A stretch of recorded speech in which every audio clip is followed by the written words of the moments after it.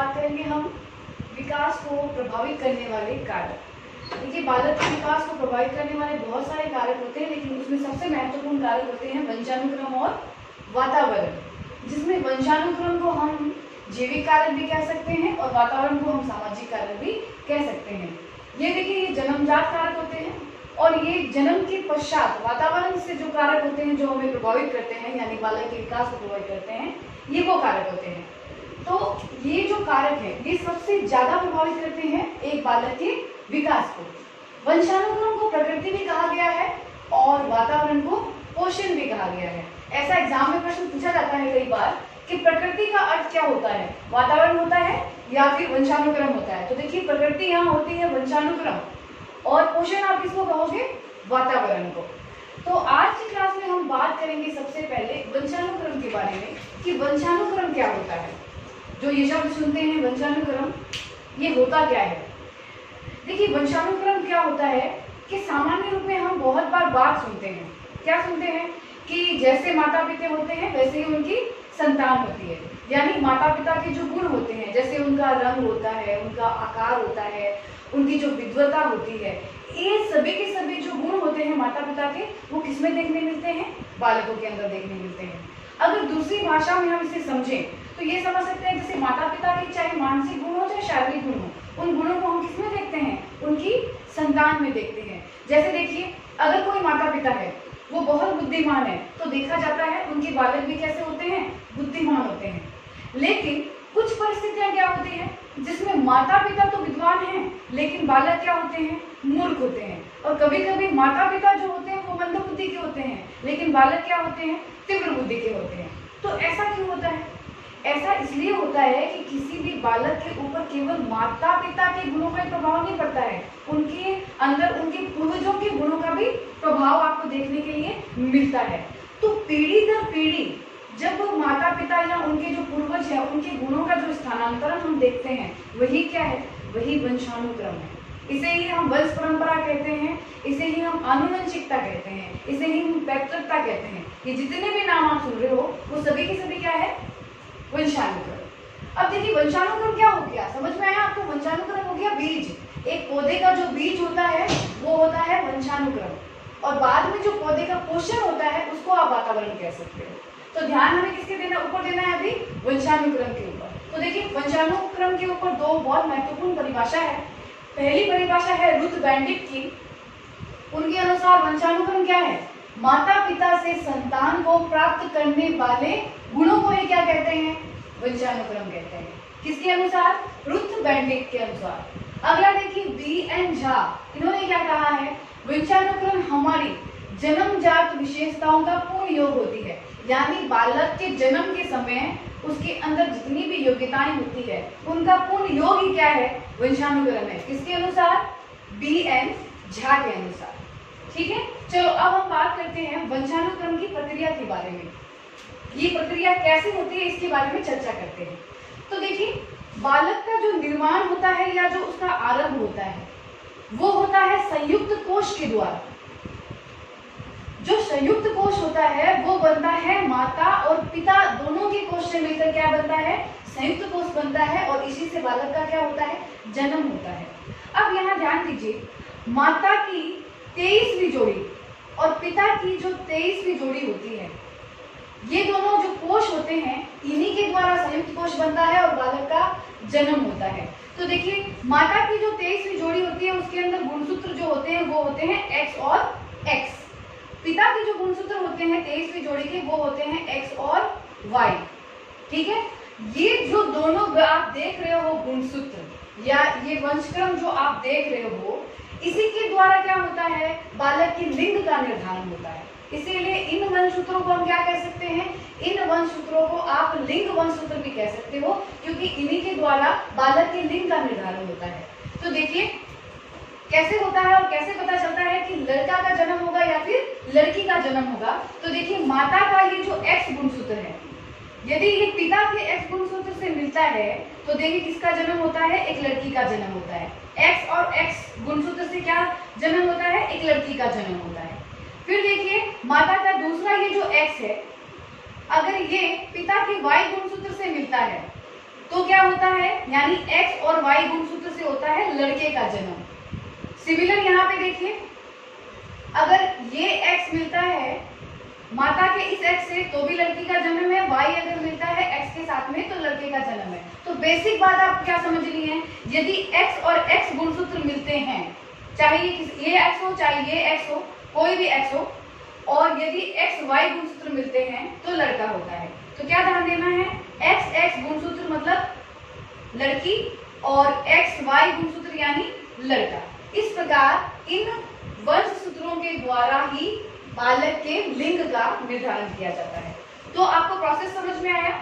होता क्या है कि मातृकोश के 23 गुणसूत्र और पितृकोश के जो 23 गुणसूत्र है, तो इनके जोड़ से ये जो 46 गुणसूत्र आप देख रहे हो, इससे एक स्वस्थ बालक का जन्म होता है। यदि इनमें कोई समस्या आ जाए, 46 की जगह 45 गुणसूत्र हो, तो उस बालक को टर्नर सिंड्रोम हो जाता है। कहने का मतलब क्या है, ये एक रोग होता है, इसमें बालिका का गुण होते हुए भी उसके अंदर बालिका की क्षमता नहीं होती है। कहने का मतलब ये होता है कि ऐसी जो बालिकाएं होती है जिसमें 45 यानी टर्नर सिंड्रोम पाया जाता है, ऐसी बालिकाएं बांझ होती है, इनके बालक जन्म नहीं ले सकता है। अब ये देखिए, अगर ये 47 हो जाए यानी एक बढ़ जाए, किसी भी गुणसूत्र की प्रतिलिपि का निर्माण हो जाता है, जैसे 21वें गुणसूत्र की प्रतिलिपि बन जाती है तो डाउन सिंड्रोम होता है।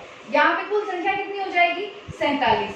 अब इसकी वजह से होगा डाउन सिंड्रोम। इसकी वजह से क्या होता है, ये एक रोग होता है जिसके कारण बालक मंगोलिज्म पैदा होते हैं। मंगोलिज्म बालक यानी जिसकी बुद्धि लब्धि 25 से 50 होती है, ऐसे बालक का जन्म होता है। किसके द्वारा, 47 गुणसूत्र के द्वारा, जिसे हम कहते हैं डाउन सिंड्रोम, या फिर जो 45 है उसको हम कहते हैं टर्नर सिंड्रोम।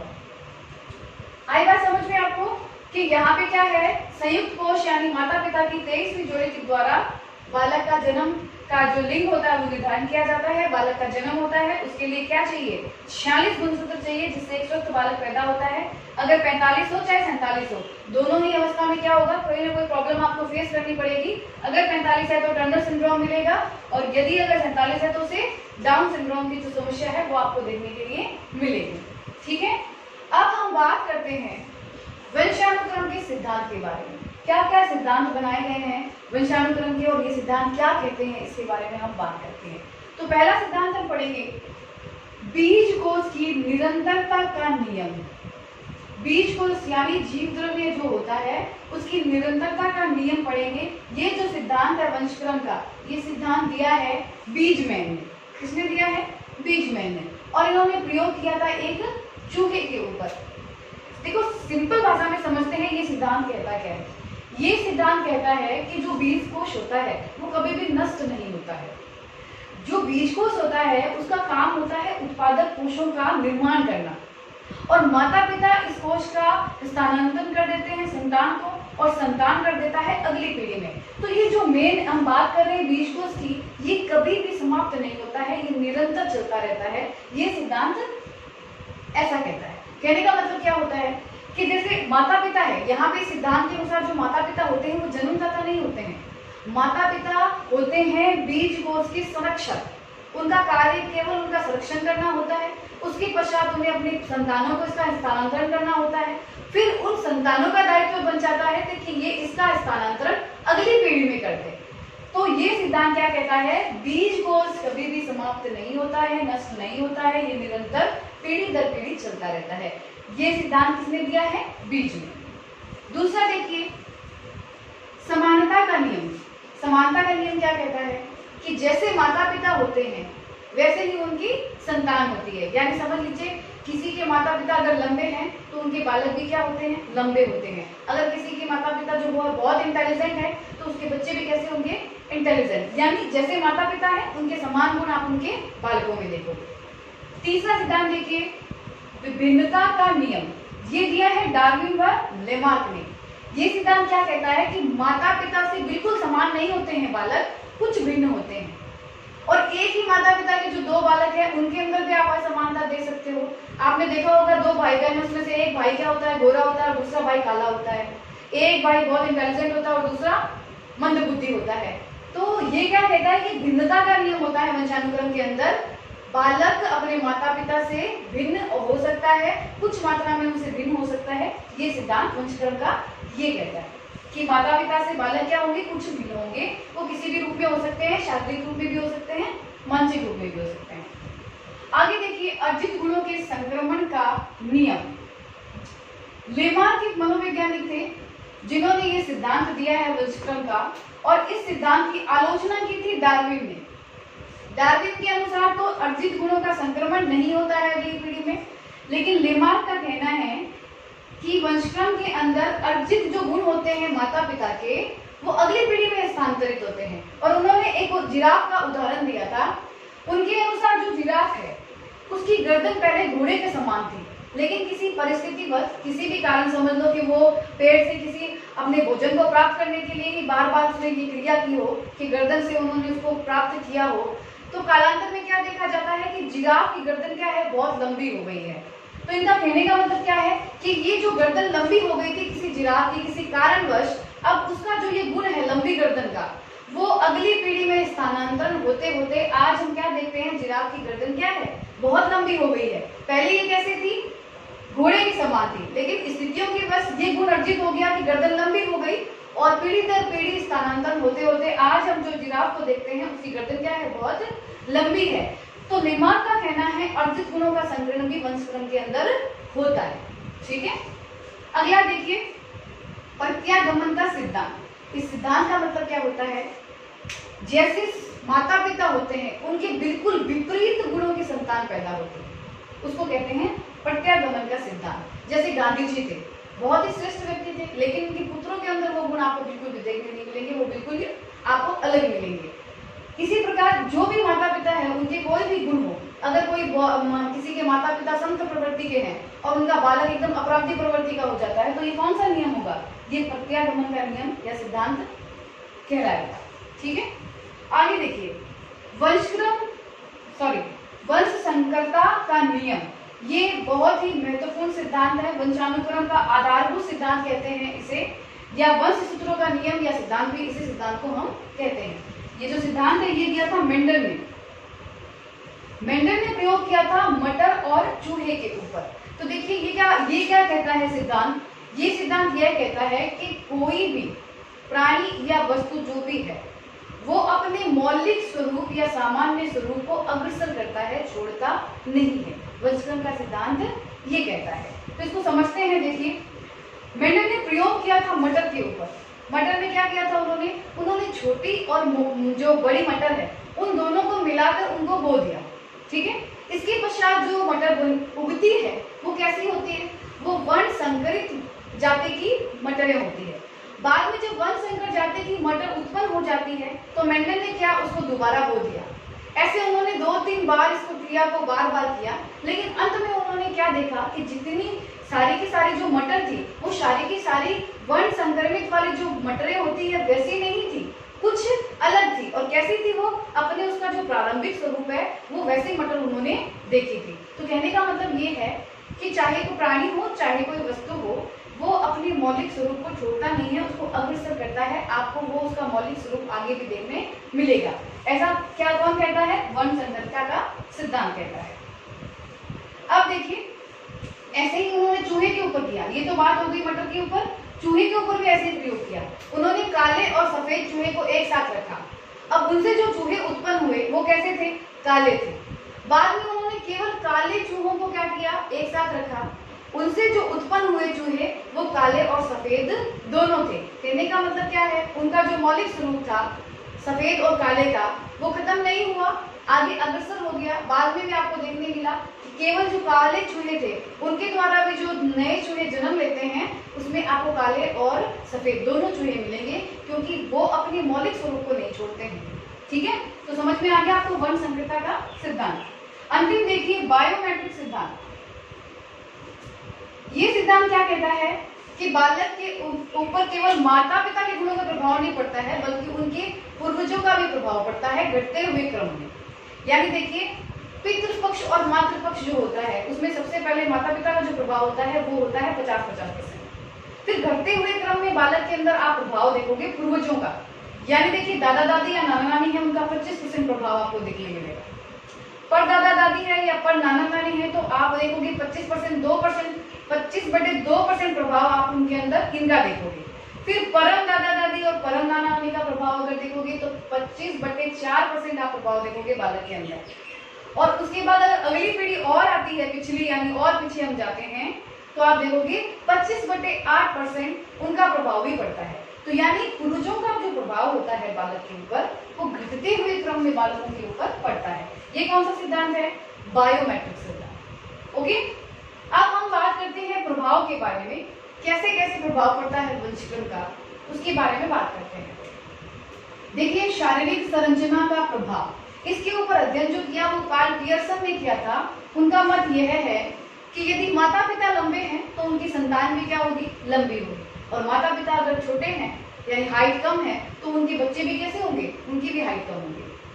व्यवसायिक योग्यता का प्रभाव, इसके ऊपर अध्ययन किया था कैटल ने। कैटल का क्या कहना है? यदि माता पिता के अंदर व्यवसायिक योग्यता होती है तो बालक के अंदर भी क्या मिलेगी? आपको व्यवसायिक योग्यता मिलेगी। जैसे बढ़िया होता है, बढ़िया के अंदर व्यवसाय योग्यता बचपन से ही होती है, और उनके बच्चों के अंदर भी देखो ये अपने आप ही आपको देखने के लिए मिलेगी, उनको कुछ सिखाने की जरूरत नहीं होती है। तो कैटल ने अध्ययन क्या किया? व्यवसाय योग्यता जन्मजात होती है, यदि माता पिता के अंदर है तो उनके बच्चों के अंदर भी आप यही देखोगे। उसके बाद देखिए सामाजिक स्थिति का प्रभाव, इसके ऊपर अध्ययन किया है विंशिप ने। विंशिप के अनुसार यदि माता पिता श्रेष्ठ होते हैं, ठीक है, तो उनके बच्चे भी कैसे होंगे? प्रतिष्ठित होंगे और श्रेष्ठ होंगे। उन्होंने ये अध्ययन किया था रिचर्ड एडवर्ड की फैमिली के ऊपर। रिचर्ड एडवर्ड जो थे उन्होंने शादी की थी एलिजाबेथ से। ये दोनों जो थे ये बहुत प्रतिष्ठित व्यक्ति थे, और बाद में देखा गया इनके जो वंशज है वो भी बहुत प्रतिष्ठित थे। कुछ विधानसभा के सदस्य थे, कुछ महाविद्यालय के प्रिंसिपल थे, और कोई एक तो अमेरिका का उपराष्ट्रपति भी बना था। तो इस प्रकार विंशिप का कहना यह है कि वंशक्रम का प्रभाव सामाजिक स्थिति में भी पड़ता है। अगर आपके माता पिता प्रतिष्ठित है तो उनके बच्चे भी कैसे होंगे? प्रतिष्ठित ही होते हैं। अगला देखिए चरित्र पर प्रभाव, इस पे अध्ययन किया था डगडेल ने। उनके अनुसार क्या कहना है? यदि माता पिता चरित्रहीन होते हैं तो उनके बच्चे भी कैसे होंगे?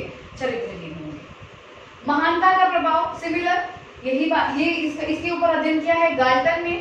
गाल्टन का कहना क्या है यहाँ पे कि यदि माता पिता श्रेष्ठ है, महान है, जैसे कुछ खिलाड़ी होते हैं, कुछ माता पिता जो होते हैं प्रमुख न्यायाधीश होते हैं, या फिर कुछ और भी अलग पद पे होते हैं, तो आप देखिए उनके बच्चे भी आपको इसी चित्र में अग्रसर मिलेंगे। यानी महानता भी क्या होती है? वंशक्रम पे आधारित होती है। अगला देखिए मूल शक्तियों का प्रभाव, ये सिद्धांत पे अध्ययन किया था थॉर्नडाइक ने। उनके अनुसार बालक के अंदर जो भी मूल शक्तियां होती है वो किसकी वजह से होती है? वंशक्रम की वजह से होती है। प्रजाति की श्रेष्ठता पर बल, कार्ल क्लीनबर्ग ने इस सिद्धांत के बारे में वर्णन किया था, यानी इसके बारे में उन्होंने विचार व्यक्त किया था कि प्रजाति से श्रेष्ठता होती है, जैसी प्रजाति होती है वो वैसे ही श्रेष्ठ होते हैं।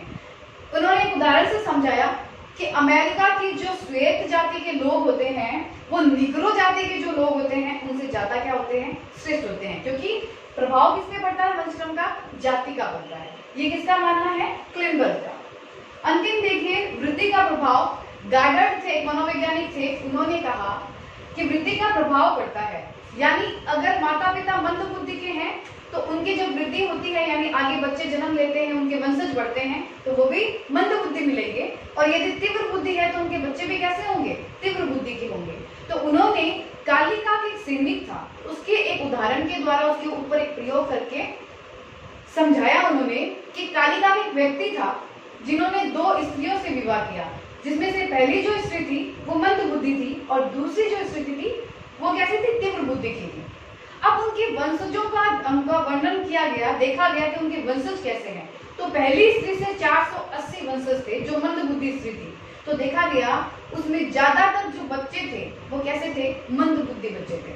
और दूसरी जो स्त्री थी उसके जो वंशज थे वो 495 वंशज थे, और उसके अंदर क्या देखा गया? केवल 3 या 4 बालक या बालिका ऐसे थे जो क्या थे? मंद बुद्धि के थे, बाकी सारे क्या थे? तीव्र बुद्धि के थे। तो वृद्धि का नियम क्या कहते हैं? जैसे माता पिता होते हैं वैसे ही उनकी संतान या फिर उनके जो वंशज होते हैं वो वैसे ही होते हैं।